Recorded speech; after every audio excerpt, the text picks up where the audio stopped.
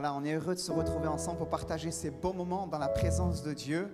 Alléluia. On va, avant de laisser la place à notre frère Philippe, à toute l'équipe de louanges, aux choristes, eh bien, se lever à notre place, on va bénir notre Dieu. Alléluia. Et on va célébrer le Seigneur ce matin. Amen. Seigneur, merci pour ces cultes. Merci Seigneur notre Dieu. Chut. Merci Seigneur notre Dieu pour ces moments qu'on peut passer maintenant ce matin dans ta maison. Seigneur, c'est une sainte convocation que tu nous adresses les uns les autres. Et je prie dans le nom de Jésus pour que nous puissions être au rendez-vous. Seigneur, nous le sommes physiquement, mais que nous puissions ainsi être au rendez-vous, Seigneur, eh bien, en esprit et en vérité. Seigneur, avec de tout notre cœur, de toute notre âme, de toute notre pensée, de toute notre force ce matin, eh bien, te louer et t'adorer. Seigneur, prends la place qui te revient. À travers ces temps de louange, ces chants ne sont pas, Seigneur, pour nous, mais ils sont pour toi. Et nous voulons te célébrer de tout notre cœur ce matin. Sois le centre de notre adoration, le centre de ce culte. Seigneur, sois le centre au milieu de nous, dans le nom de Jésus. Merci pour ces moments. À ton nom, la louange et la gloire. Amen. Amen. Gloire à Dieu. Quelle joie ce matin encore de pouvoir se retrouver ensemble dans la présence de notre Seigneur. Et nous allons tout de suite commencer par ce premier chant. Chantons le Seigneur. Nous le chanterons de tout notre cœur. Et quand nous allons chanter pour le Seigneur, notre tristesse s'envolera. Alléluia.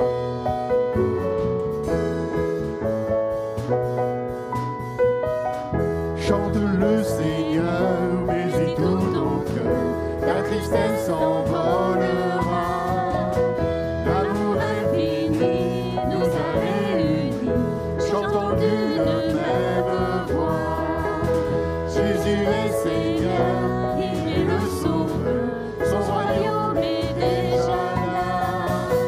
Les ténèbres fuient, la lumière jaillit, célébrons l'amour du roi. À Dieu, son Créateur, que la terre proclame qu'il est Seigneur. Chante le Seigneur, mais tout ton cœur, la tristesse s'envolera. L'amour infini nous a réunis, chantons d'une même voix. Jésus est Seigneur, il est le Sauveur, son royaume est déjà là. Les ténèbres fuient, la lumière jaillit, célébrons l'amour du roi. Toute gloire à Dieu, louons son Créateur, que la terre proclame qu'il est Seigneur. Chante le Seigneur, mais du tout ton cœur, ta tristesse s'envolera.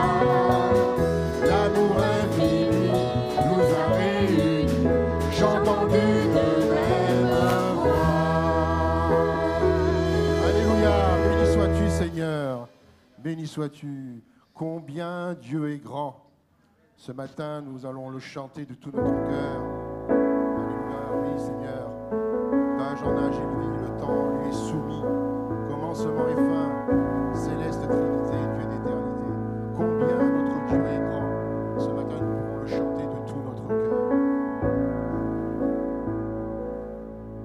Le roi dans sa beauté, vêtu de majesté, la terre est dans la joie, la terre est dans la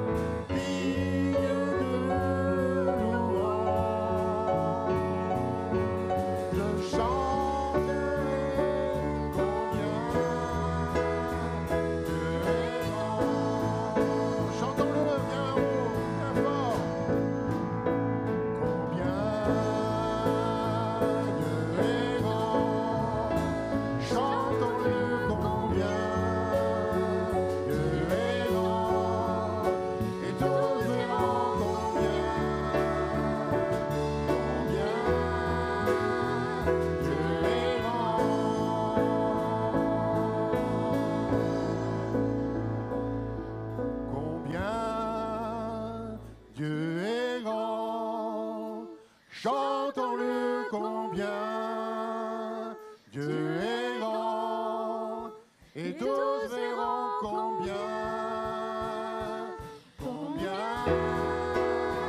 Dieu est grand.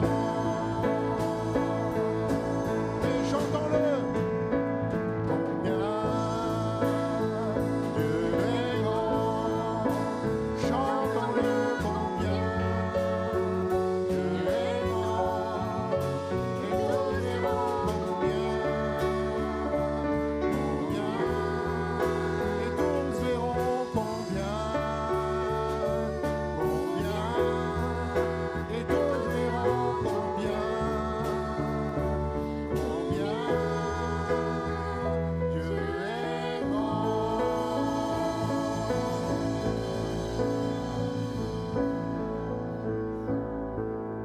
Alléluia, béni, oui Seigneur, tu es un grand Dieu.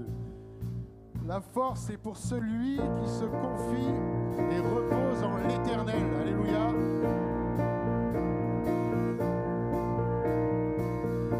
La force est pour celui qui se confie et repose en l'Éternel. Oui, en l'Éternel. La force est pour celui qui se confie et repose en l'Éternel. Oui, en l'Éternel. Oh Dieu, tu règnes à jamais.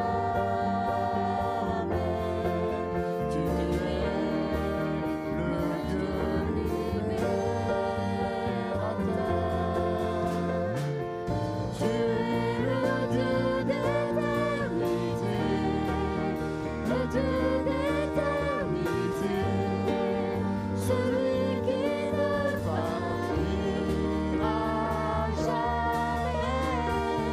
Tu soutiens le cœur affligé, le cœur découragé, comme l'aigle je veux l'élever.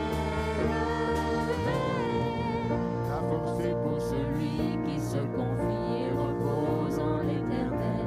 Oui, en l'Éternel. La force est pour celui qui se confie et repose en l'Éternel. Oui, en l'Éternel. Oh Dieu, tu règnes à jamais. Tu es le Dieu libérateur.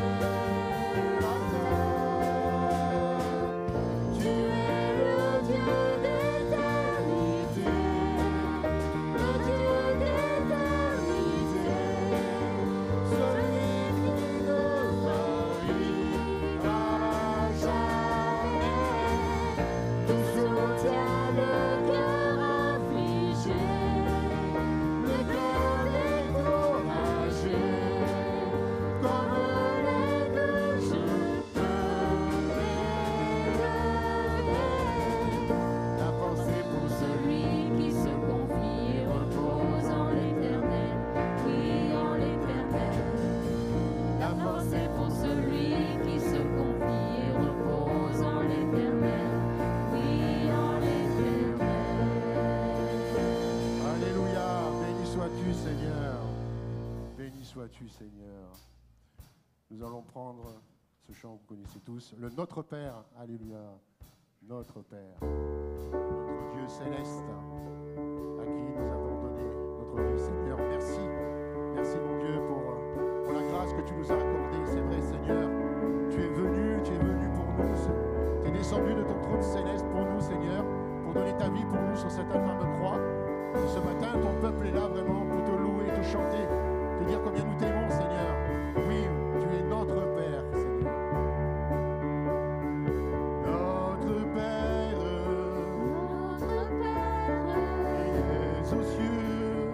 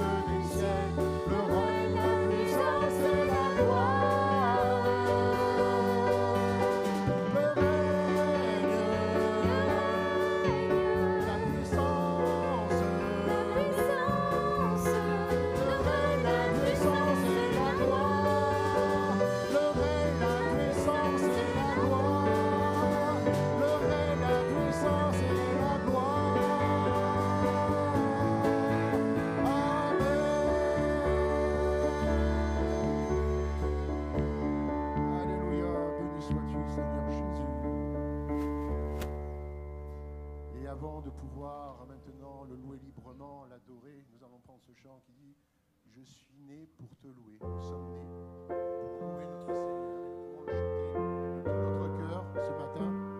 Oui Seigneur, je suis né pour te louer, pour glorifier ton nom en toutes circonstances et apprendre à te dire merci. Merci pour toutes les bénédictions. Merci pour tout ce que le Seigneur a accompli dans nos vies. Et ce matin, nous pouvons le chanter de tout notre cœur. Oui, je suis né pour te louer. Alléluia.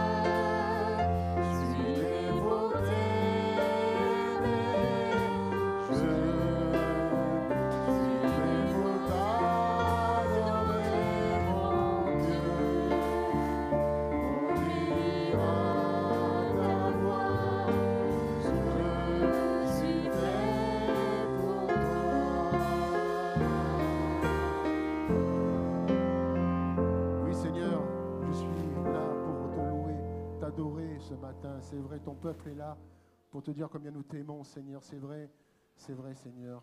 Tu es un grand Dieu, un Dieu tout-puissant, Seigneur. Tu es venu de ton trône céleste. Tu es descendu sur cette terre pour nous, Seigneur, pour moi, Seigneur. Tu t'es donné sur cette infâme croix, Seigneur. Ton cœur meurtri, ton sang a coulé pour moi, pour ton peuple, Seigneur, pour mes péchés, Seigneur. Et combien nous pouvons te dire comme nous t'aimons, Seigneur.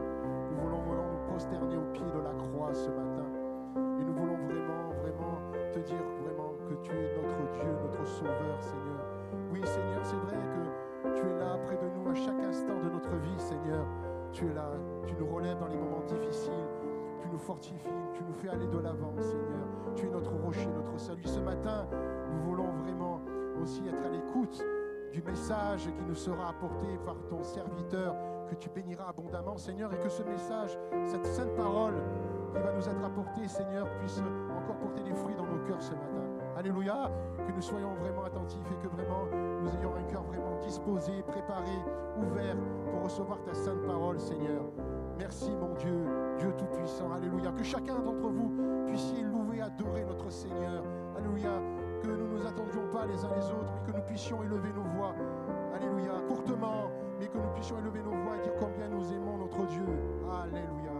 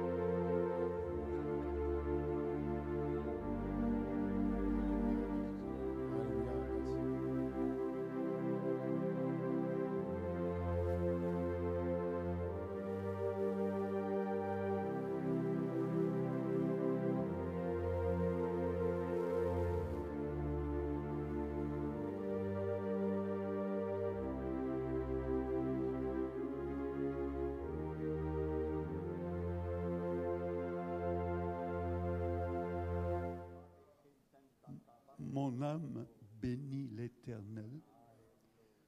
Que tout ce qui est en moi bénisse son saint nom.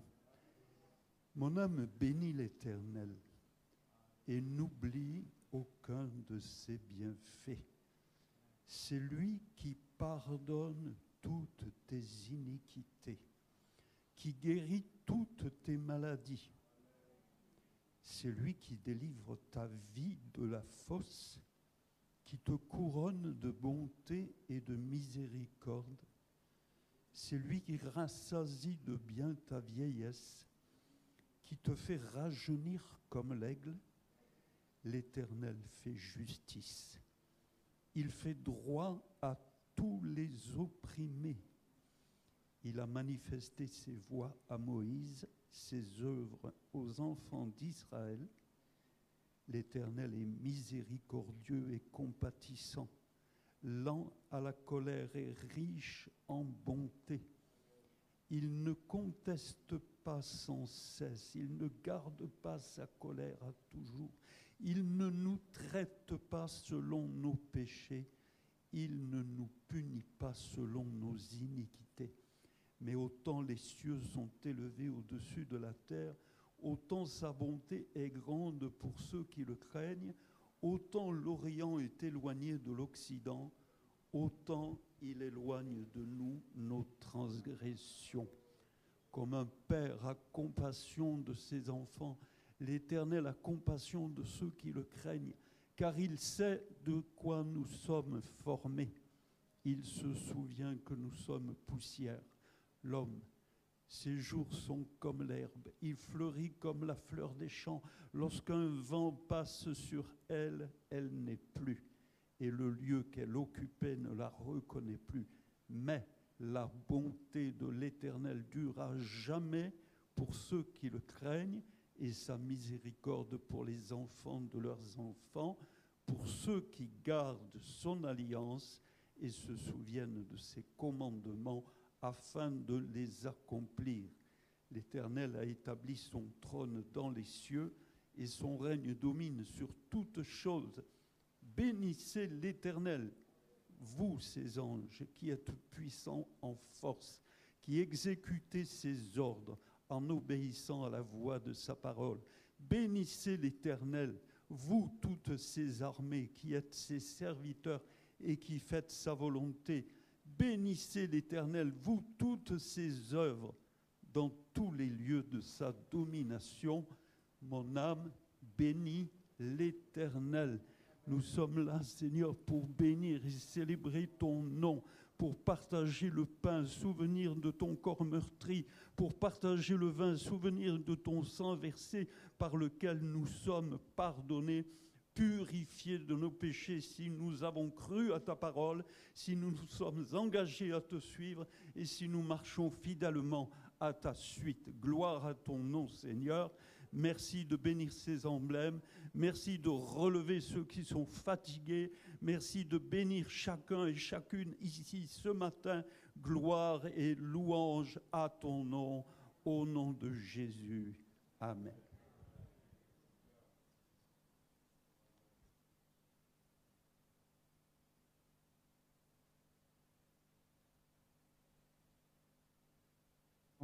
À bénir le Seigneur pendant la Sainte Seine. Frères et sœurs, les frères vont s'occuper du service, mais continuons à lever nos voix.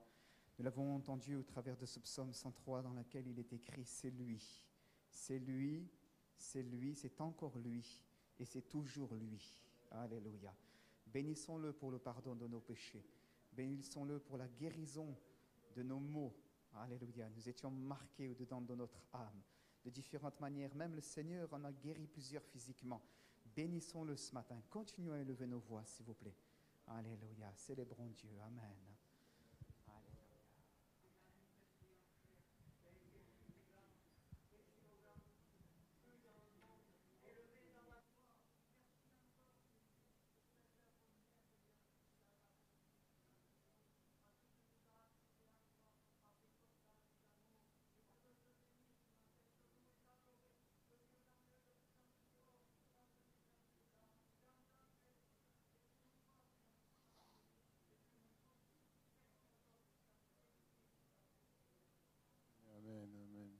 Jésus. Alléluia, Seigneur.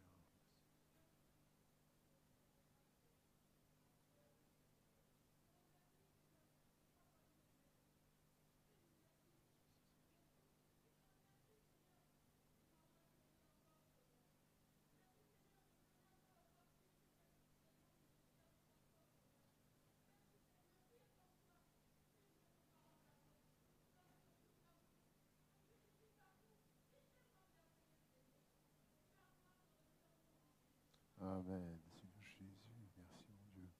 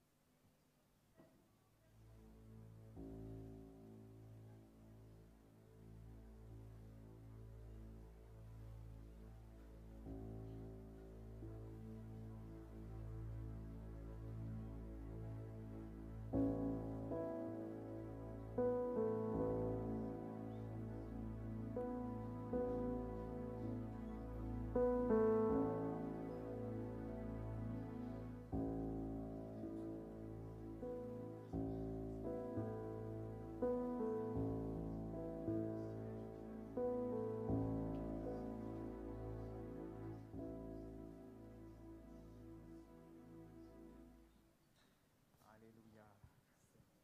Alléluia. Alléluia. Tu sièges, Seigneur, et tu règnes au milieu des louanges de ton peuple. Et ce matin, Seigneur, nous sommes heureux de te louer, de te célébrer. Seigneur, je suis heureux de faire entendre ma voix avec celle de mes frères et de mes sœurs, Père éternel, Alléluia. la louange qui te revient. Seigneur, nous t'avions, nous aussi, Seigneur, notre Dieu, délaissé. Comme, Seigneur, eh bien, Seigneur, ce couple d'époux, Seigneur, et d'épouses, aux noces de Cana, Seigneur, nous avons quelquefois, nous aussi, compté, Seigneur, sur nos propres forces et nos propres capacités. Seigneur, nous t'avons mis de côté, nous avons cru, Seigneur, notre Dieu, eh bien que notre bonheur dépendait, Seigneur, de nos efforts. Et Seigneur, notre Dieu, jusqu'à ce que, dans ta patience, eh bien, tu te manifestes à nos cœurs et à nos vies, et que tu nous montres, Seigneur, que sans toi, nous ne pouvons rien faire. Alléluia, nous voulons te rendre grâce, Seigneur, Amen, notre Seigneur Dieu. Jésus. Que celui qui un jour nous a visités, nous a touchés, Seigneur, nous a transformés. Nous te bénissons de nos bonheurs dépend de toi, Alléluia. le bonheur véritable dépend de toi, et nous le savons, Seigneur. Et nous te bénissons ce matin. À ton louange et la gloire que nous célébrons. Merci pour ton peuple, pour ta paix, la joie. Merci Seigneur.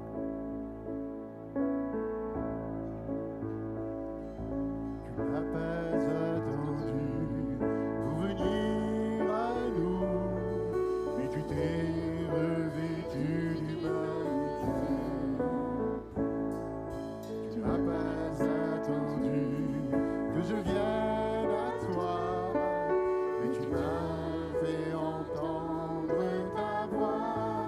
Oui, ma reconnaissance est pour toi.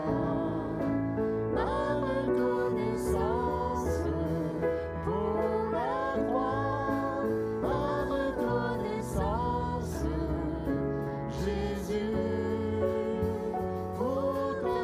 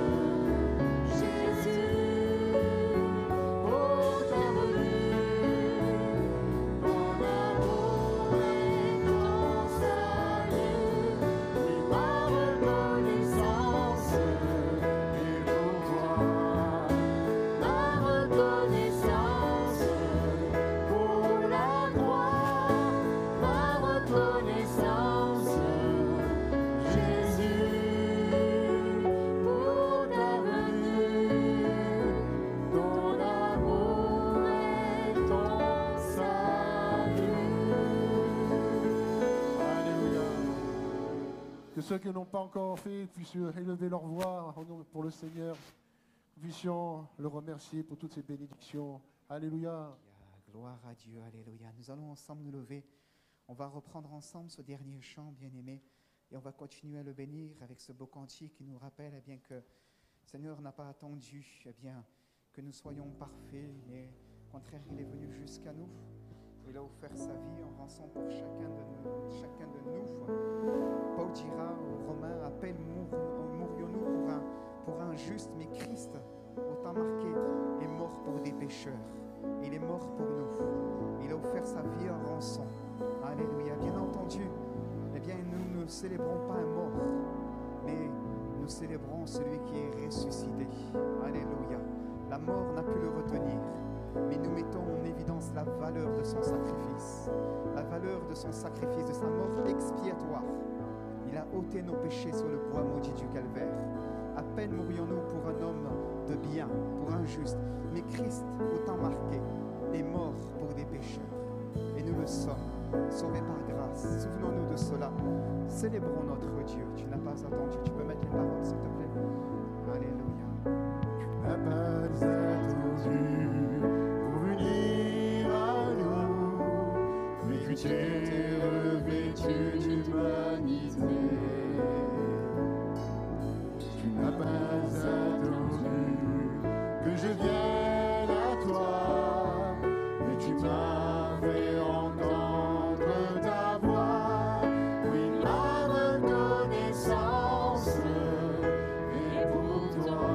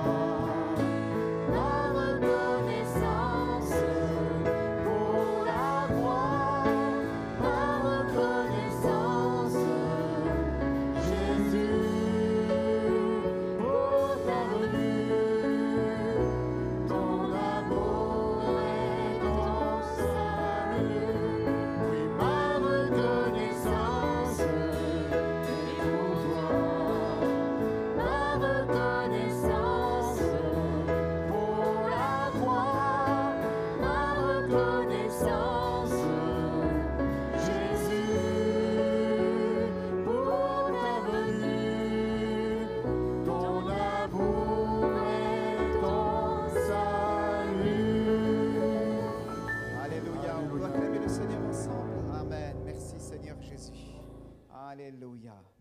Gloire à Dieu. Je vais vous inviter à reprendre place.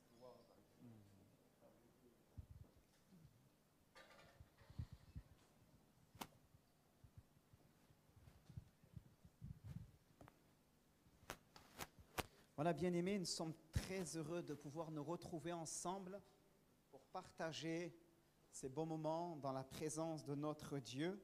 Amen. Je souhaite la bienvenue à ceux et à celles qui sont avec nous et qui nous visitent. Voilà, que le Seigneur puisse les fortifier, vous encourager. Ceux qui sont rentrés de congé aussi, quelques visages qu'on retrouve ce matin. On est heureux de pouvoir vous retrouver, frères et sœurs. Amen.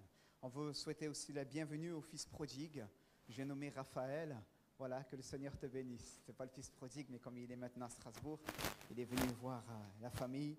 Donc on est heureux de te revoir, Raphaël. Le Seigneur te bénisse, mon frère. Ah oui. À chaque fois qu'il descend, il passe au travers des mailles. Je dis ce matin, je l'ai en face, je vais lui dire. Voilà. Donc quelques annonces assez rapidement. Je veux rappeler que ce mardi, nous avons la reprise de la réunion à 14h30. Les réunions du mardi après-midi reprennent ce mardi, comme convenu. Donc mardi 7 septembre à 14h30. Jeudi 12h30, nous avons déjà repris ce jeudi dernier les réunions de jeûne et prière. Donc c'est à 12h30, s'il vous plaît. Beaucoup me disent c'est à quelle heure, parfois midi ou je ne sais pas trop. Donc pensez bien à noter cela, simplement 12h30. Et le jeudi soir, eh bien, à 19h30, ce jeudi, nous démarrons notre première réunion, notre première rencontre des jeudis de la foi. Voilà, donc bien sûr, tous les jeudis soirs, nous avons la réunion de prière. Jeudi dernier, c'était notre frère Vincent qui apportait la parole de Dieu. Et ce jeudi, donc, nous démarrons les 4 jeudis de la foi. Et cette première réunion, nous aurons la joie d'accueillir Sébastien Morat d'Antibes. La semaine dernière, il y a eu un peu une confusion dans mes annonces. J'avais dit que Laurent était parti, mais ce n'est pas Laurent qui est parti. Vous avez corrigé pour moi. C'est notre frère Alain Moustaki qui maintenant est en charge du CV Alpes. D'accord ? Donc, jeudi 9, ça sera Sébastien Morat.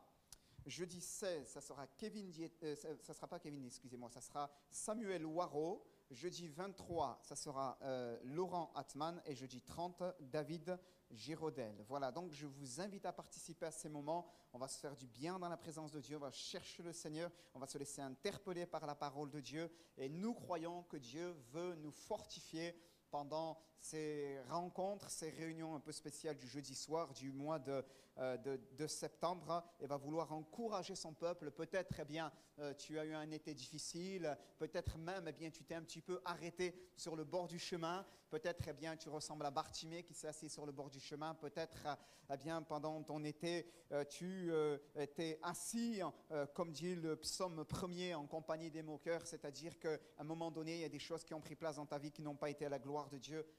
Viens, le Seigneur te donne rendez-vous, tu vas te faire du bien, il va te fortifier, il va t'encourager. Alléluia, c'est l'occasion de repartir de la bonne manière avec notre Dieu, ces rencontres. Alors à partir de ce dimanche, nous avons eu la reprise de la garderie. S'il y a là quelques enfants, des petits bouts de chou, sachez que la garderie a repris, comme cela, donc je l'avais dit la semaine dernière.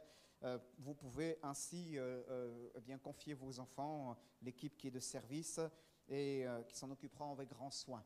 Voilà, on donnera quelques consignes par rapport à la garderie dans un autre temps, à l'occasion d'un autre dimanche. Mais je voudrais remercier toutes celles qui participent déjà à la garderie. Et s'il y a là quelques mamans volontaires aussi qui souhaitent s'impliquer dans ce service afin de pouvoir grossir l'équipe, venez le signaler. Comme ça, ça permettra bien de pouvoir grossir cette équipe. Voilà, la réunion du GIB, la reprise du GIB, du groupe d'instruction biblique, ou communément appelé dans nos églises école du dimanche, mais c'est le GIB, eh bien, reprendra le dimanche 19 septembre au matin. Ça reprendra dans 15 jours, le GIB, mais dimanche prochain, les moniteurs et monitrices ont rendez-vous pour leur réunion. Donc de préparatoire au niveau de la rentrée. Donc elles auront une réunion à partir de 15h à l'étage, mais je vais donner d'autres consignes par rapport aussi aux services, aux différents services.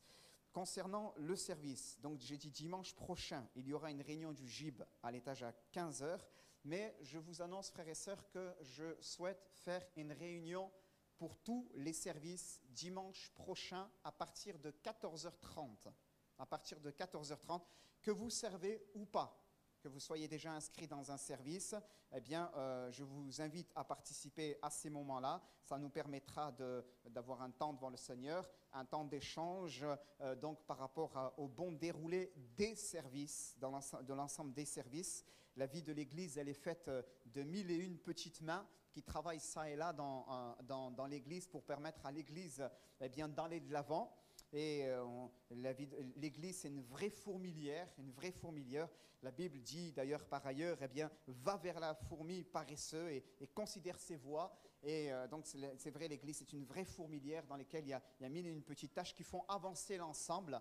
Et c'est bon de temps en temps de faire une réunion commune pour pouvoir partager, faire les réglages nécessaires si besoin est. Donc dimanche prochain, à partir de 14h, on aura une réunion, 14h30, pardonnez-moi, ici. Même les moniteurs et les monitrices du GIB sont invités à venir avant. Comme ça, je vous verrai la première demi-heure. Et après, je vous libérerai avec mon épouse pour pouvoir travailler sur votre année par rapport au programme des enfants. Voilà, mais d'abord à 14h30, un temps ensemble. Et je le répète, c'est ouvert à tous. Ouvert à tous. Vous servez, vous ne servez pas, ça peut être l'occasion de servir aussi.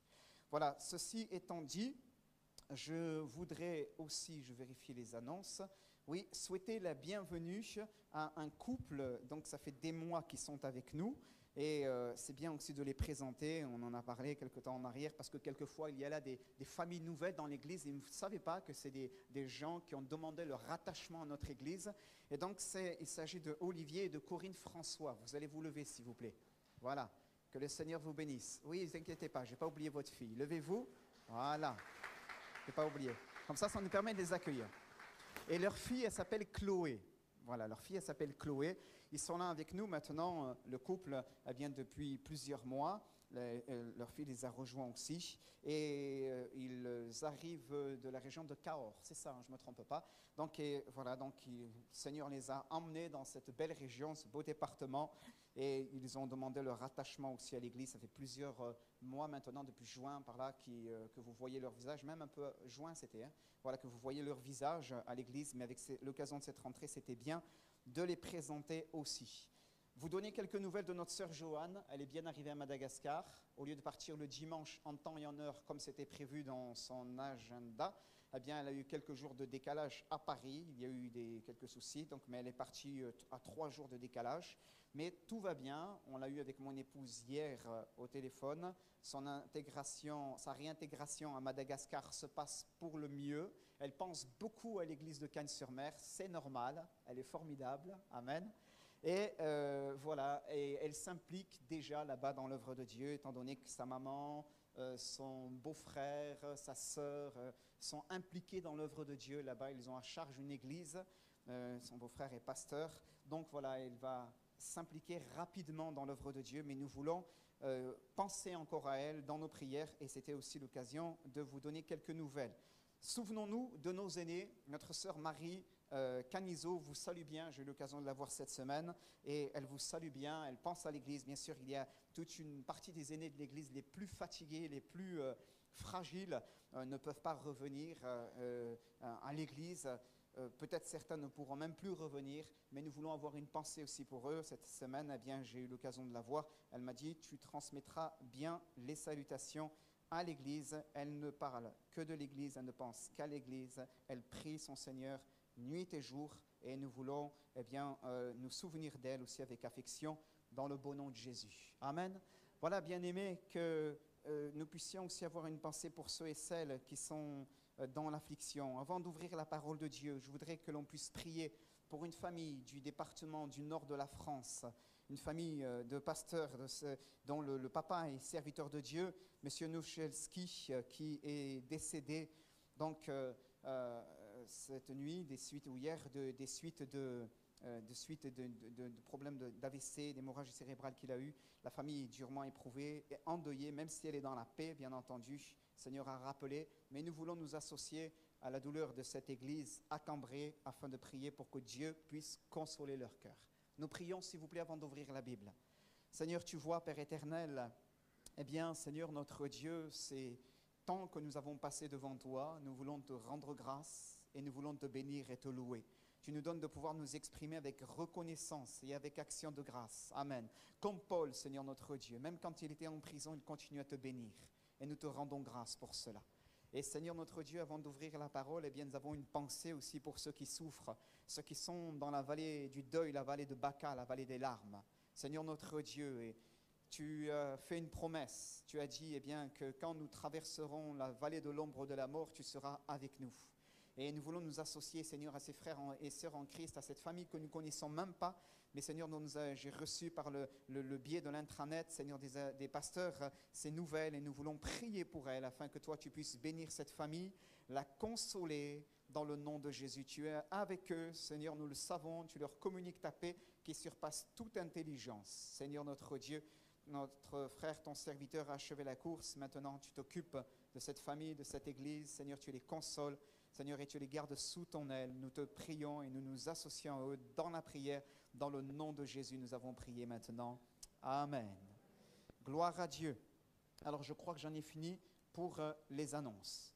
Voilà, elles étaient assez conséquentes. C'est normal, c'est la période de la rentrée. On ouvre la Bible, s'il vous plaît, dans Galates au chapitre 5, versets 22 et 23. Galates chapitre 5, versets 22 et 23. J'en profite pour souhaiter un joyeux anniversaire à notre sœur Roseline. Roseline, que Dieu te bénisse. Voilà. Elle ne voulait pas, mais c'est le dimanche. Voilà, c'est comme ça. Que Dieu te bénisse, ma sœur. Amen. Galates chapitre 5.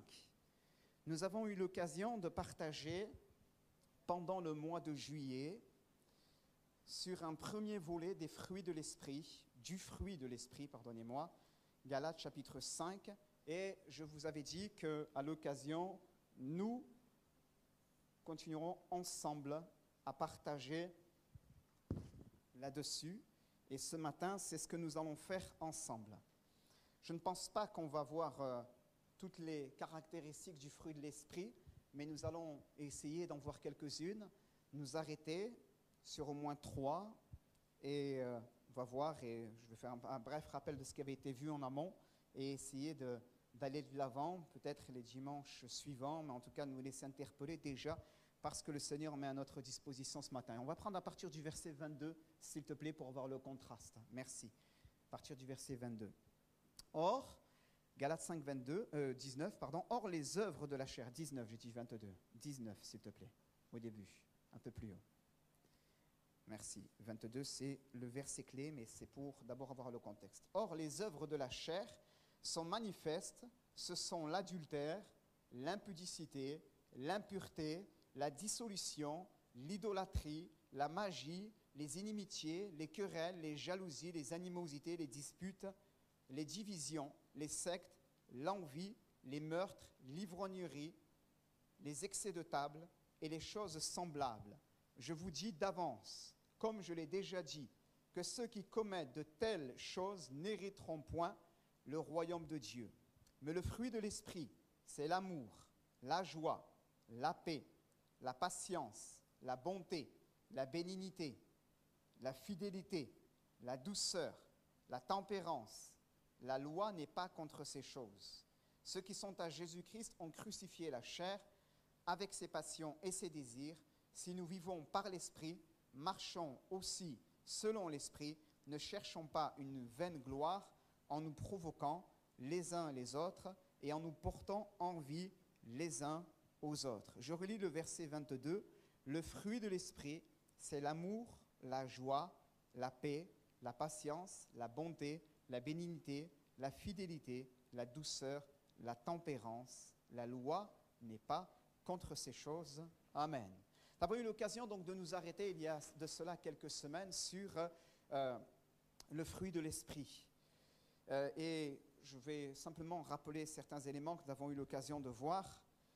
Et nous avons dit que la Bible nous parle du fruit de l'esprit et non pas des fruits de l'esprit. C'est un seul fruit avec 9 caractéristiques, un petit peu comme une orange ou une clémentine que nous allons éplucher, dans lesquelles il y a là plusieurs quartiers, à la différence que ces quartiers, eh bien, j'allais dire, ont une couleur, ont un arôme différent, mais c'est l'ensemble de ces quartiers qui forment le fruit de l'esprit. Le fruit de l'esprit. On avait vu ensemble eh bien, que le fruit de l'esprit est plus important que les dons. Si vous vous souvenez, nous avons eu l'occasion de dire cela, que le fruit est plus important que les dons.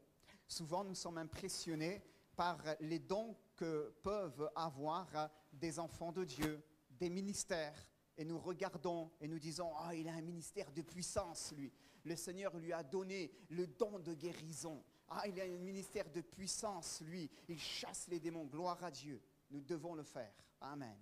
Ah, il a un ministère de puissance. Lui, eh bien, quand tu vas dans son église, même si tu ne alors que tu extérieur à l'église, tu es là assis au milieu de l'assemblée, et s'il y a un besoin dans ton cœur, tu es sûr qu'il va y avoir une parole de connaissance. Il a reçu dans ce domaine-là, discernement des esprits, la parole de sagesse, la parole de connaissance. Et parfois, eh bien, on se laisse ainsi interpeller par les dons, ou parfois eh bien, on entend un frère, une sœur, et on dit « Ah, ce frère ou cette sœur, elle est bien, elle a reçu des dons de la part du Seigneur. » Et nous nous laissons interpeller et on juge à l'apparence, même si les dons sont importants, même si les dons sont donnés au corps de Christ, pour l'édification du corps de Christ, et qui sont l'objet de la grâce de Dieu. Amen, j'en conviens. Nous ne devons pas évaluer la qualité d'une vie spirituelle aux dons, mais aux fruits. Alléluia, aux fruits singuliers de l'esprit. Aux fruits de l'esprit. Non pas aux fruits eh bien, que quelqu'un va avoir dans l'exercice de son ministère, combien il amène d'âme ou pas d'âme, bref, mais aux fruits singuliers, le fruit de l'esprit, dans ces caractéristiques, ces dominantes qui apparaissent dans Galates 5, 22 que nous avons lu tout à l'heure, et que l'individu, le croyant, est appelé à porter. Amen. J'ai connu dans ma jeune vie des serviteurs de Dieu qui parfois avaient un caractère exécrable. Ça existe. Ça existe. Je me souviens un jour, j'étais en congrès. Et alors que, ben voilà, quand on est en congrès, on se doit de pouvoir montrer qu'on fait partie du congrès. Et on a des badges, il y a des portiques de sécurité, et il y a des frères et des sœurs qui s'occupent du service d'accueil. Et on présente notre badge comme quoi on fait bien partie du congrès. Donc on est congressiste, il n'y a pas de souci. Et je me souviens qu'un jour, eh bien, il y avait un frère de passage, et là, il s'est énervé. Il s'est énervé parce qu'il avait oublié son badge et qu'on ne voulait pas le laisser entrer. Les frères et sœurs qui nous servaient eh bien gentiment ne savaient pas si un tel, bien Pierre, Paul ou Jacques ou je ne sais qui, était pasteur à tel endroit de la France ou à tel autre endroit de la France. Ils voient débouler 500 pasteurs et ils ont besoin juste qu'on puisse respecter les consignes. Mais je l'avais vu s'énerver parce qu'on ne voulait pas le laisser rentrer. Il devait retourner à sa voiture, aller dans sa sacoche, chercher son badge. Et j'avais été choqué de le voir s'énerver. Il était charnel. Il était charnel. Ça nous arrive à tous de nous énerver. Moi, le premier. Mes enfants peuvent vous le dire. Hein? Alléluia. Ça nous arrive à tous de s'énerver. C'est normal, c'est notre nature. Elle est ce qu'elle est. Mais cependant, je dis cela pour dire que nous ne devons pas juger de la qualité de la vie d'un individu, ou plutôt, eh bien, nous ne devons pas nous tromper nous-mêmes, nous illusionner sur l'image que l'on renvoie de nous-mêmes au travers des dons. On ne doit pas juger la qualité de la vie d'un individu au travers de ses dons, sont-ils dans l'abondance, mais plutôt de la vie de l'esprit qu'il porte en lui, manifesté au travers du fruit de l'esprit, le fruit de l'esprit. Amen, qui doit nous habiter. Amen. J'ai noté, bien-aimé, c'est le fruit de l'Esprit. Je rappelle, nous avons dit, n'attristons pas le Saint-Esprit. Si nous l'attristons, si nous l'étouffons, mais qui peut produire ce fruit en nous? Nous demeurons bien pauvres, nous demeurons bien dans l'ignorance chétif, et nous avons besoin de la grâce de Dieu, la vie de l'Esprit. C'est le fruit de l'Esprit. On avait évoqué que c'est un fruit qui est donné pour qui? Pour moi, j'en suis le premier bénéficiaire. L'arbre n'est pas appelé à garder les fruits pour lui, même s'il en est les premiers bénéficiaires. Pour les autres, amen. Comment eh bien, les autres peuvent goûter dans nos vies, dans quelle mesure ils apprécient dans nos vies le fruit de l'Esprit? Les autres peuvent-ils goûter dans nos vies que Dieu est bon ou pas? Comment les autres peuvent-ils goûter dans nos vies les réalités spirituelles, si ce n'est par le fruit de l'Esprit? Amen. Si nous portons en nous les œuvres de la chair, eh bien les autres nous goûtent, ils nous apprécient, nos collègues de travail. Eh bien lui, il est imbuvable. Elle, je ne peux pas me la voir en peinture. Et ça serait tellement dommage. Quel témoignage nous rendrions-nous à ce moment-là? Nous avons besoin de porter le fruit de l'Esprit. Nous ne sommes pas parfaits, nous sommes faillibles. L'important, c'est d'être sincère et vrai, authentique dans notre témoignage. Et lorsque nous bronchons de différentes manières de le reconnaître, simplement. Mais que notre témoignage soit en adéquation, nos actions soient en adéquation avec ce que nous disons. Amen. Le fruit que nous portons n'est pas simplement pour nous, même si nous en sommes les premiers bénéficiaires, il est pour les autres. Il nous goûte, il goûte dans nos vies combien Dieu est bon. Et il est pour Dieu, on l'avait dit ensemble, bien-aimés, eh bien que si nous portons beaucoup de fruits, nous dit Jean 15, 8, c'est ainsi que notre Père sera glorifié et que nous serons ses disciples. Amen. Bien-aimés, on avait vu simplement la première caractéristique, c'était le fruit de l'esprit, l'amour. L'amour pour Dieu. Cet amour qui se donne sans rien attendre en retour.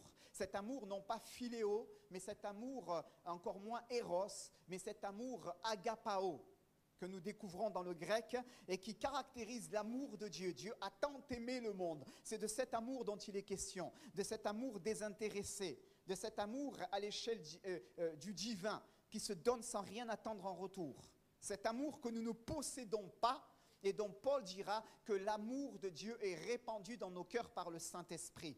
Alléluia. Nous ne le possédons pas naturellement, mais Dieu veut le répandre dans nos cœurs par le Saint-Esprit. Amen. Béni soit Dieu. Et nous sommes appelés à manifester cet amour. Cet amour, eh bien pour lui, tu aimeras le Seigneur de tout ton cœur, de toute ton âme, eh bien de toute ta pensée, de toute ta force, de toute ta pensée. Et tu aimeras ton prochain aussi comme toi-même, cet amour pour lui et cet amour aussi pour notre prochain. Parce que comment pouvons-nous dire que eh bien, nous aimons Dieu si nous n'aimons pas notre prochain que nous voyons? Comment nous pouvons dire que nous aimons Dieu que nous ne voyons pas dans ce cas-là? Et nous avons besoin eh bien, de laisser Dieu travailler nos cœurs. Frères et sœurs, c'est tout un programme divin. Tout un programme divin. On est bien imparfait, on a besoin de faire des progrès. Je voudrais aller un petit peu plus loin. On va parler ce matin eh bien, de la joie, on va parler de la paix, on va parler de la patience si le Seigneur le permet. Mais je veux tout d'abord, avant d'entrer dans le vif du sujet, dire aussi, frères et sœurs, eh bien, que c'est un fruit, le fruit de l'esprit qui est appelé à prendre forme en nous. En nous. Je le dis pourquoi? Afin que personne ne se décourage. Afin que personne ne se décourage. Manger un fruit qui n'est pas arrivé à maturité, il y a deux réalités. Soit il va être amer, soit il va être acide. Vous êtes d'accord avec moi? Mais mangez-le lorsqu'il arrive à maturité, et là vous allez en apprécier toutes les propriétés. Vous allez vous régaler. Vous allez vous régaler. Et pourquoi je dis cela, bien-aimés? Parce qu'il en est de même, je crois, quelque part, dans une certaine mesure, concernant la vie de l'esprit, et le fruit de l'esprit que Dieu veut faire naître en lui et amener petit à petit à maturité. C'est un fruit qui est appelé à prendre forme en nous, à se développer en nous. Alléluia. Et je dis cela afin que nous ne nous lassions pas, comme dira eh bien, l'auteur de l'Épître aux Hébreux, l'âme découragée. Que ne soyons pas les uns les autres dans le découragement, dans l'abattement, en disant, eh bien voilà, moi j'appartiens au Seigneur, je marche avec Jésus, et des fois j'aimerais bien faire des progrès, agir autrement, mais parfois je me rends compte que j'agis pas bien, eh bien je m'énerve un peu facilement, parfois je me rends compte que je manque de charité, ou parfois je me fais du sang d'encre alors qu'il n'y a pas besoin et que Dieu me dit qu'il est le Dieu de paix, ou la joie, des fois, eh bien, je ne l'ai pas, et j'ai l'impression que eh bien, je vais me faire du souci pour je ne sais trop quoi, et j'ai une âme qui a tendance à s'enfermer dans des sentiments négatifs. Bref, tout ce que les uns et les autres, à un moment donné de leur vie, peuvent connaître.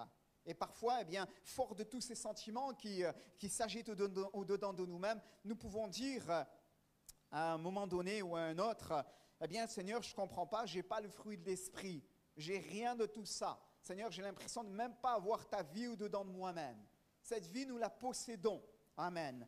Elle a été semée en nous par le moyen de la nouvelle naissance, par le Saint-Esprit. Alléluia. Et nous la possédons. Elle est en nous, frères et sœurs. Est-ce que c'est clair pour chacun?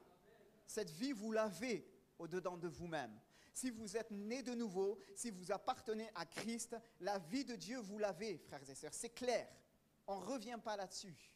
On ne revient pas là-dessus. Ne peuvent être sauvés, ne lui appartenir que ceux qui ont reçu sa vie. C'est tout.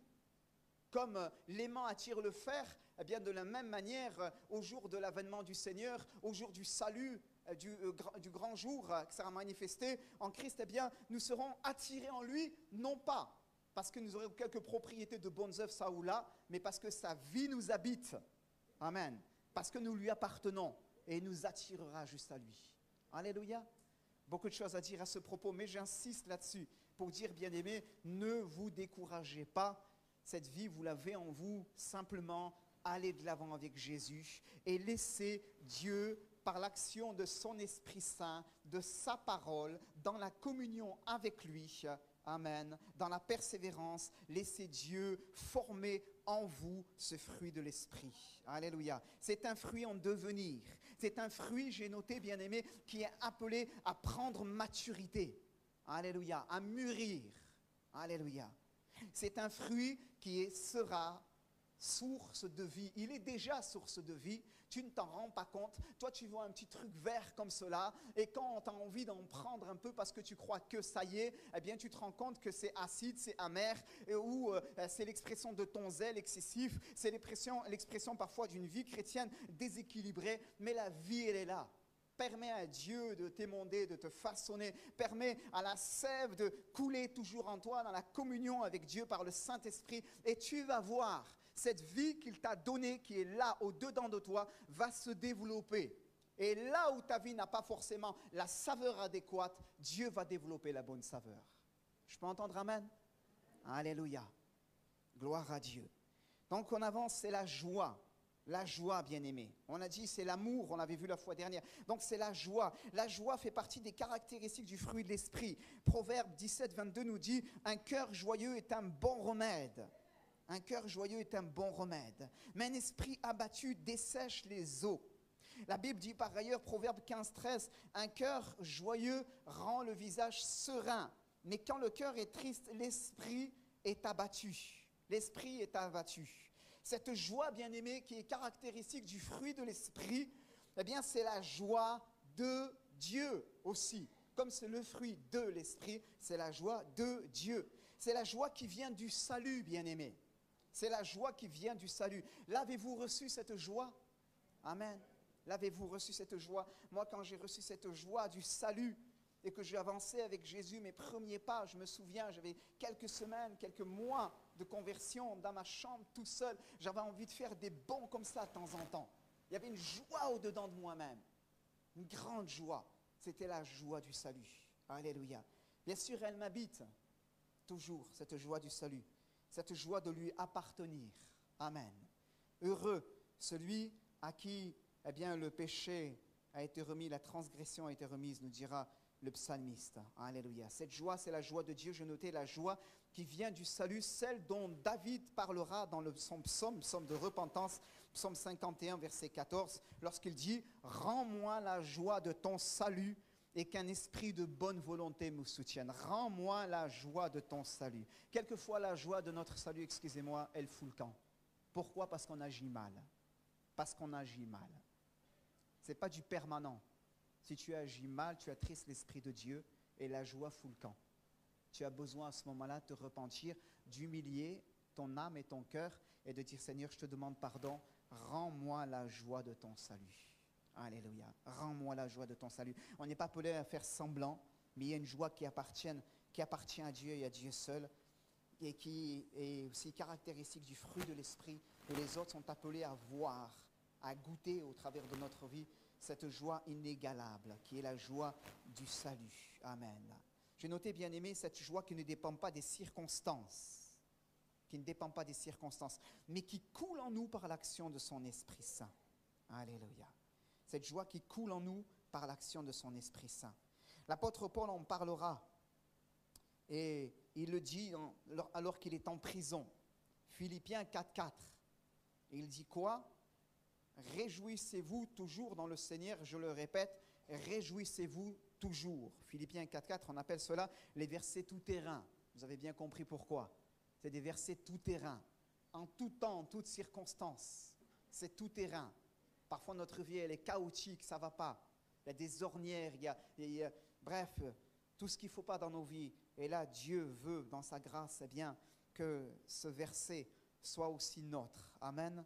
Cette joie qui nous est donnée par le moyen du salut en Jésus-Christ, fruit de l'Esprit, caractéristique du fruit de l'Esprit, et que les autres peuvent goûter aussi, malgré les circonstances difficiles que nous pouvons à une circonstance donnée ou à un autre traverser. Cette joie, j'ai noté, bien-aimés, eh bien, elle va continuer à animer et à habiter le cœur de Paul alors même qu'il est en prison et qu'il n'a aucune raison de se réjouir. Il va écrire aux croyants de Philippe, « Réjouissez-vous toujours, je le répète, réjouissez-vous toujours dans le Seigneur. » Il le dit, dans le Seigneur. Ce n'est pas réjouis-toi parce que ça va bien, réjouis-toi parce que tu as une augmentation, réjouis-toi parce que tu as une nouvelle promotion, réjouis-toi parce que tu as un nouveau poste. Ce n'est pas réjouis-toi parce que finalement, ça y est, le permis il a été donné et tu vas pouvoir creuser la piscine. Ce n'est pas réjouis-toi dans ce sens-là. C'est réjouis-toi dans le Seigneur. Amen. Dans le Seigneur. Seigneur, ma communion avec toi. Ma communion avec toi. Lorsque ça ne va pas, toi, tu veux continuer à alimenter dans ta grâce aussi mon cœur de cette joie. On va le dire tout à l'heure aussi, il en est de même pour la paix, bien-aimés. Amen. Réjouissez-vous aussi, donc nous l'avons dit toujours dans le Seigneur, et je voudrais parler de la joie, donc du salut, la joie, malgré les circonstances que nous possédons en lui, et la joie dans le service aussi. Néhémie nous le rappelle, Néhémie chapitre 8, verset 10. Il le dira, « Ne vous affligez pas, car la joie de l'Éternel sera votre force. » La joie de l'Éternel sera votre force. La joie de Dieu dans le service. Exprimons-nous toujours de la joie lorsque nous servons le Seigneur. Gardez la réponse. Parfois, on traîne les pieds. Seigneur, c'est ceci, Seigneur, c'est cela. J'en parlais avec quelqu'un cette semaine. Je disais que dans le terme service, il y a le mot servir aussi. On n'est pas appelé à se faire plaisir dans le service, même s'il contribue à notre épanouissement spirituel, mais on est appelé à servir avant tout. Alléluia, à servir. Et c'est important. Exprimons-nous toujours de la joie. Parfois, force est de constater que la joie n'est pas toujours là dans notre cœur au moment du service. Pourquoi? Parce que nous restons des hommes.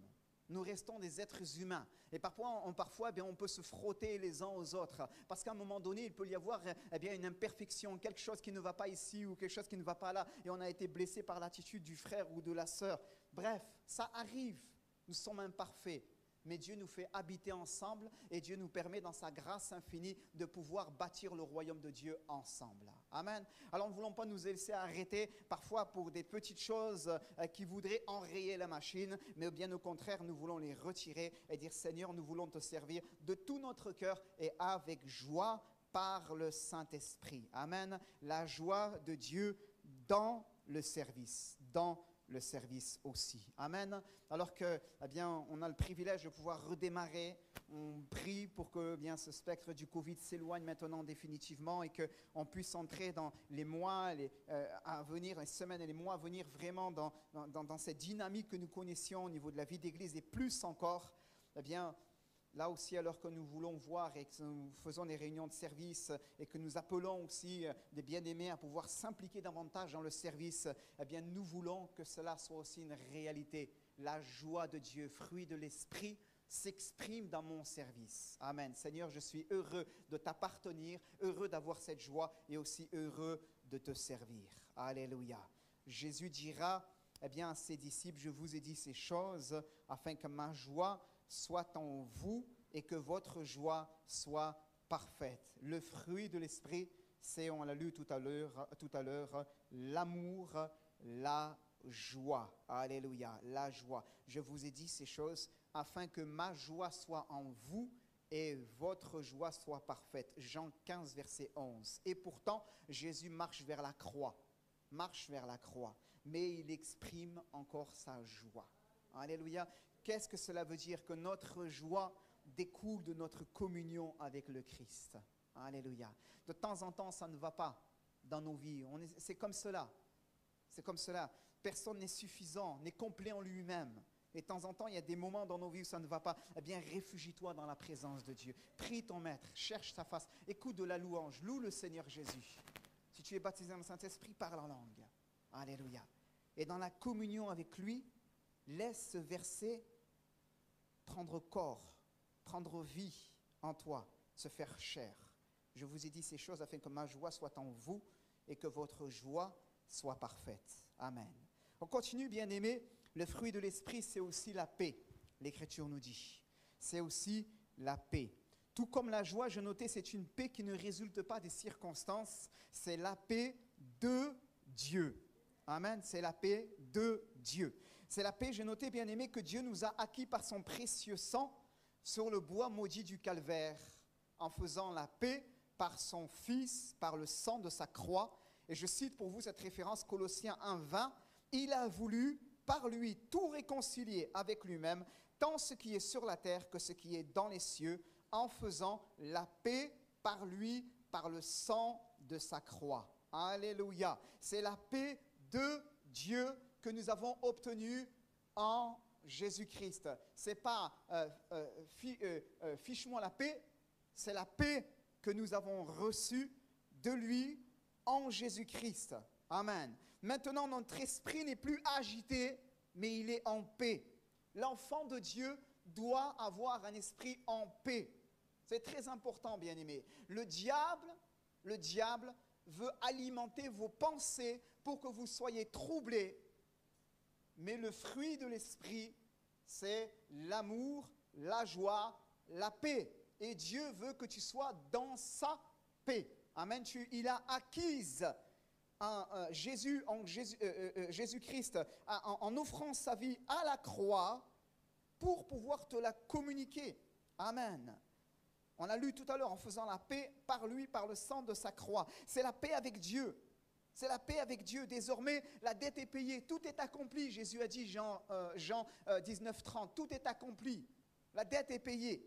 C'est la paix que nous recevons dans cette réalité. Romains 8:1, il n'y a donc maintenant aucune condamnation pour ceux qui sont en Jésus-Christ, qui marchent non selon la chair, mais selon l'esprit. Amen.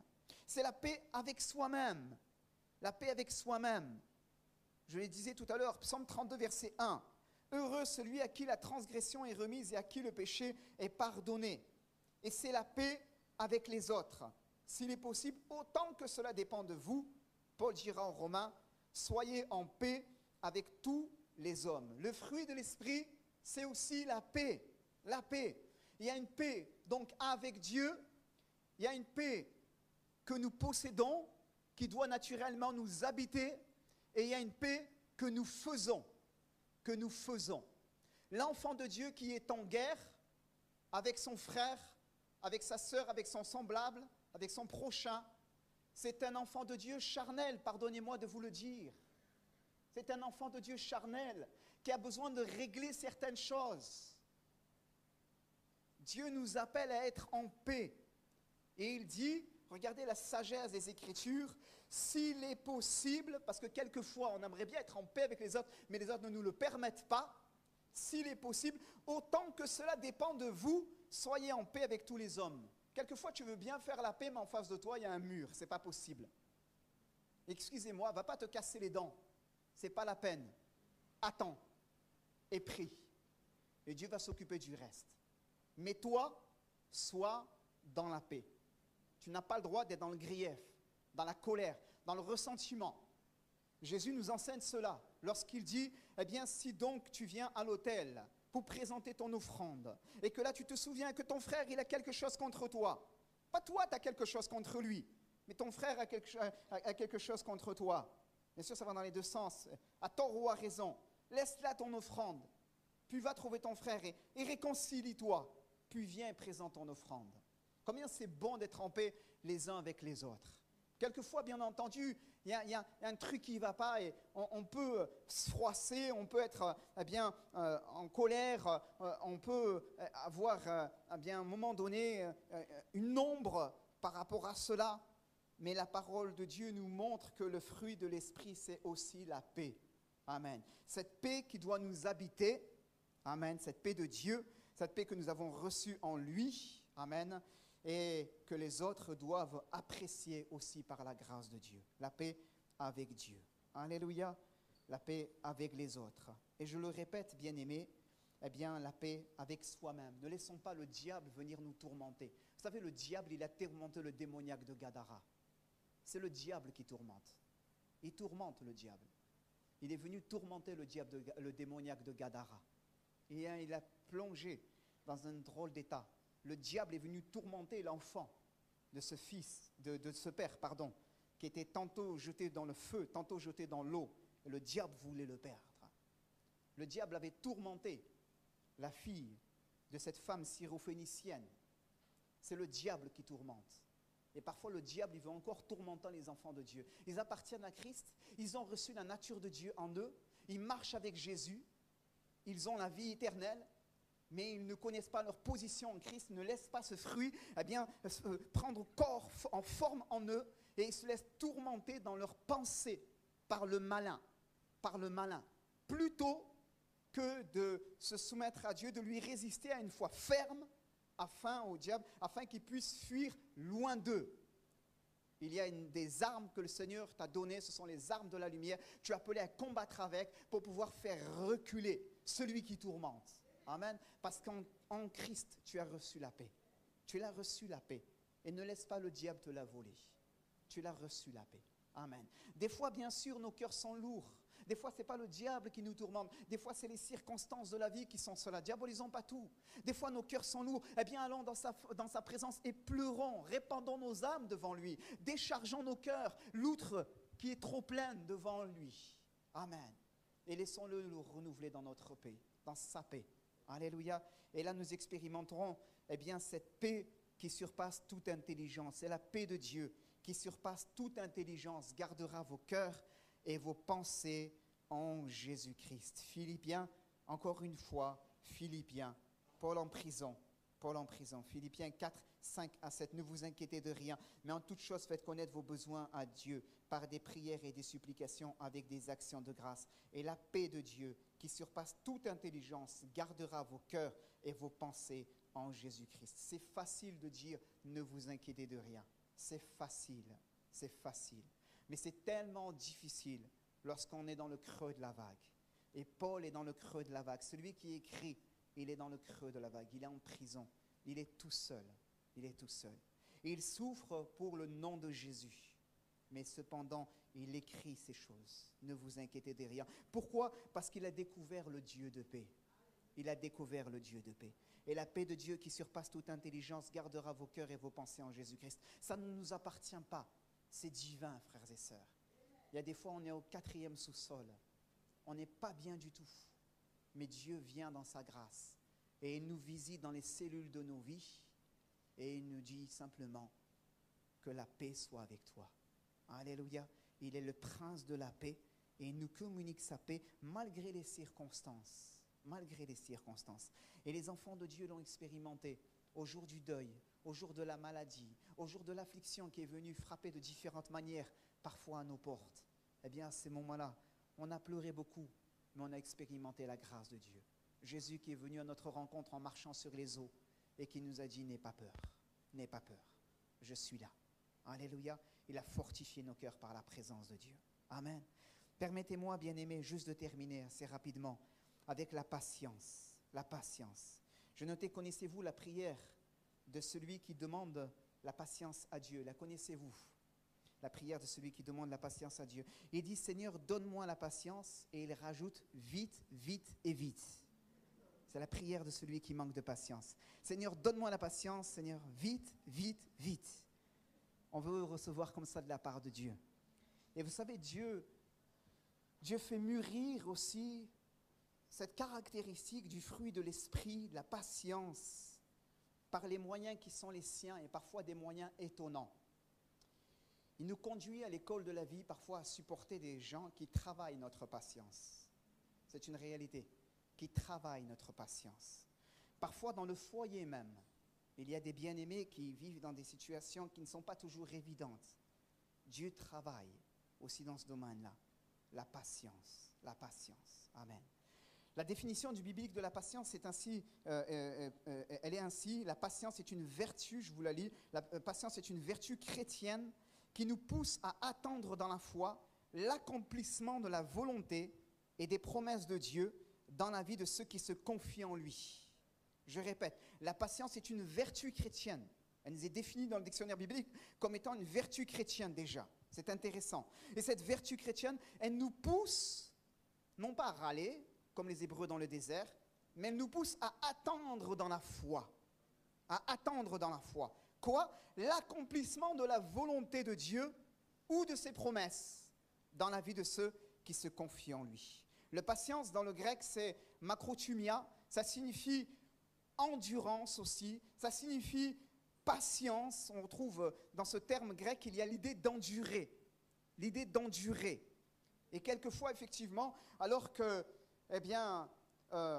Dieu veut nous permettre de posséder le fruit de l'esprit et d'expérimenter aussi cette patience dans notre vie, d'être des hommes et des femmes patients, ça passe par ces situations qui ne sont pas toujours évidentes, qui travaillent nos cœurs, qui nous façonnent, durant lesquelles Dieu, en vérité, nous est en train de mettre un peu plus en évidence, de faire mûrir davantage cette caractéristique du fruit de l'esprit, la patience. Il ne veut pas que ça reste un petit truc là, vert, amer ou piquant, mais il veut que ça arrive à maturité. Alléluia. Il veut que ça arrive à maturité. Parfois, dans le domaine de la patience, on est piquant. On est piquant. C'est, je te demande quelque chose, aujourd'hui pour hier. C'est comme cela. Mais Dieu nous invite à pouvoir avoir ce fruit de l'esprit. Alléluia. Moi, j'aime que les choses, elles vont vite, qu'elles vont bien. Et voilà, c'est comme cela. C'est pas l'armée, mais voilà, j'aime bien que les choses, elles vont bien. Mais on a besoin d'apprendre de Dieu. On a besoin d'apprendre de Dieu. La patience.